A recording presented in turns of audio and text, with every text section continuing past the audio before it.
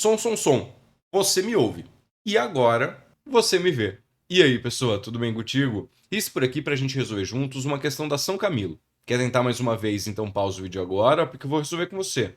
Em 3, 2, 1. Vem! Um projétil é disparado obliquamente do solo com velocidade inicial v0 em uma direção que forma um ângulo θ com a horizontal, como mostra a figura. Então a gente tem aqui um lançamento oblíquo.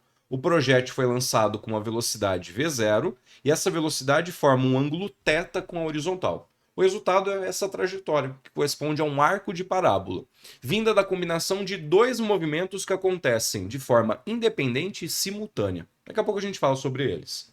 Não há resistência do ar, a aceleração da gravidade é constante e o tempo total do movimento até o projétil retornar ao nível do solo é tesão. Então, tesão aí, o T maiúsculo, é o tempo de voo do projétil. Sendo assim, a pergunta da questão: as velocidades desse projétil nos instantes t por 2, ou seja, na metade do voo, e t, quando ele finalmente chega ao chão, são respectivamente. Então a gente precisa determinar a velocidade desse projétil em dois instantes diferentes. Bem, como a gente está falando aqui de lançamento oblíquo, nada mais justo do que a gente fazer uma pequena revisão e análise do que está acontecendo aí. Bora lá? Eu já falei para você o que é o lançamento oblíquo, né? É quando a gente lança um corpinho, ele tem uma velocidade inicial que forma um certo ângulo com a horizontal. No nosso caso aqui, a gente tem uma velocidade v0 e essa velocidade de lançamento v0, ela forma um ângulo θ com a horizontal. Então, esse ângulo aqui, ó, entre o vetor v0 e a horizontal, é o nosso ângulo de lançamento θ. Velocidade essa inclinada que normalmente a gente não usa, né? Porque trabalhar com uma velocidade inclinada não ajuda a gente na hora de resolver o exercício. O que a gente faz em exercícios de lançamento oblíquo é decompor a velocidade de lançamento em duas componentes perpendiculares, uma na vertical e uma na horizontal. São elas v0x e v0y. Uma componente na direção horizontal, v0x, e uma componente na direção vertical, v0y. Quando a gente olha para esse vetor verde e esse vetor azul, os dois somados, usando ali a nossa regrinha do paralelogramo, vão dar o vetor velocidade v0, aquele inclinadinho ali do meio. Por que a gente faz isso? Porque decompondo a velocidade em duas, uma na vertical e uma na horizontal, fica mais fácil da gente analisar os dois movimentos que acontecem simultaneamente. Lançamento oblíquo é a combinação de um movimento na horizontal junto com um movimento na vertical. Sabe quais são eles? Vem cá.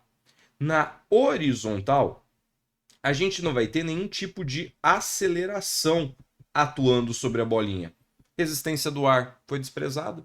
Então essa velocidade horizontal, v0x, ela é mantida constante durante todo o movimento. A gente está falando aqui de um movimento com velocidade constante, movimento uniforme.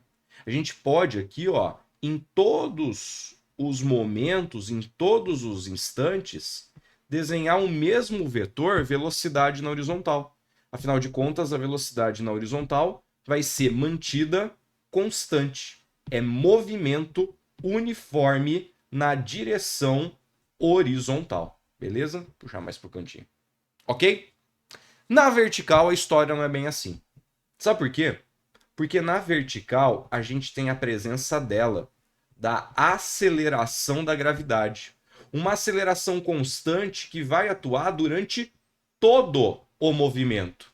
E quando eu tenho um movimento que acontece com aceleração constante, é movimento uniformemente variado.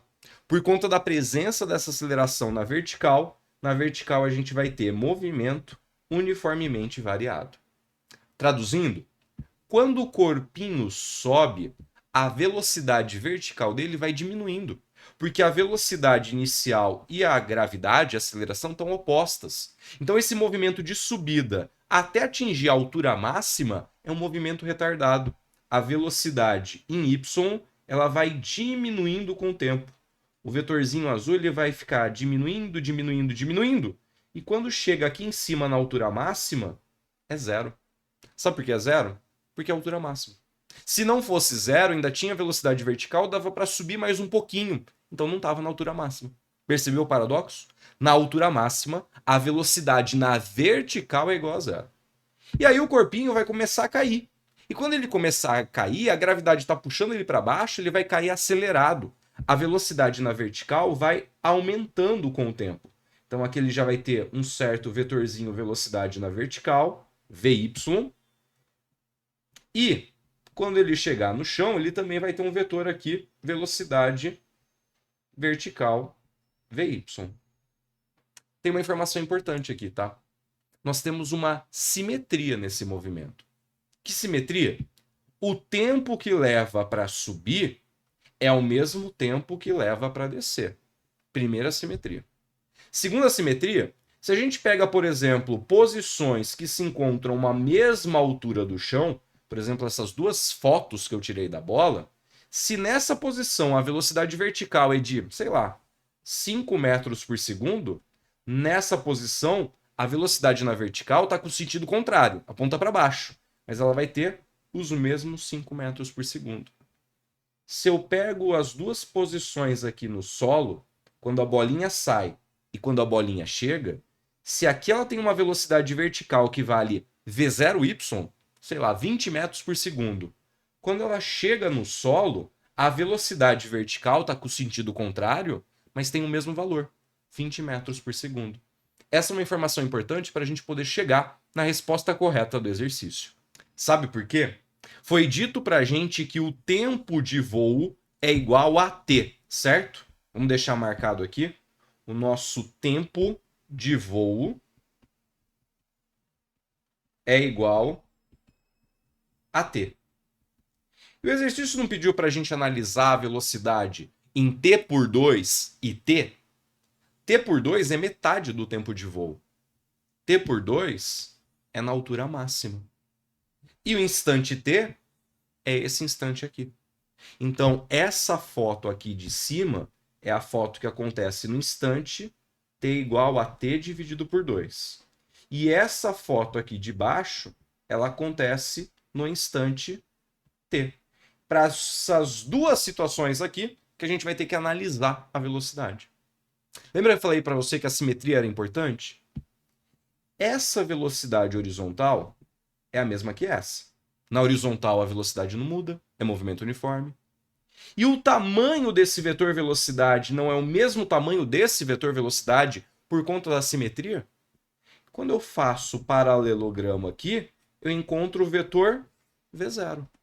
Se esse vetor tem o mesmo tamanho desse e esse vetor tem o mesmo tamanho desse, quando a gente vem aqui e faz um paralelogramo, o vetor resultante vai ser um vetor que tem o mesmo tamanho que o V0.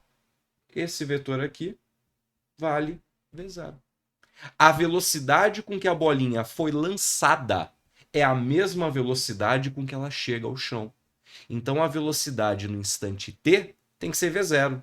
Qualquer alternativa que não termine com V0, a gente já pode descartar. E agora a gente precisa só analisar como vai ser a velocidade no meio do caminho, na altura máxima. A análise já está feita, na verdade, né? No instante t por 2, a velocidade é exclusivamente a velocidade horizontal, uma vez que a velocidade vertical é igual a zero. Então a gente pode escrever que no instante t por 2, a velocidade do projétil ela é igual à componente horizontal da velocidade, V0x. Então, se a gente encontrar uma expressão para V0x, resolvemos o problema.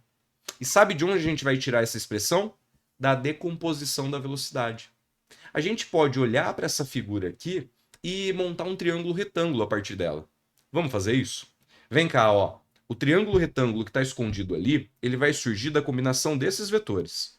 Eu tenho a velocidade V0 a componente horizontal dessa velocidade, v0x, e a componente vertical dessa velocidade, v0y. O ângulo entre a velocidade de lançamento e a horizontal é um ângulo θ. A gente pode pegar esse vetor aqui e trazer para cá. Percebeu que a gente vai fechar um triângulo retângulo? Horizontal e vertical são perpendiculares entre si. Então, a partir desse triângulo retângulo, a gente consegue descobrir quanto vale v0y, mas a gente não está interessado em v0y. v0x. v0x interessa para a gente.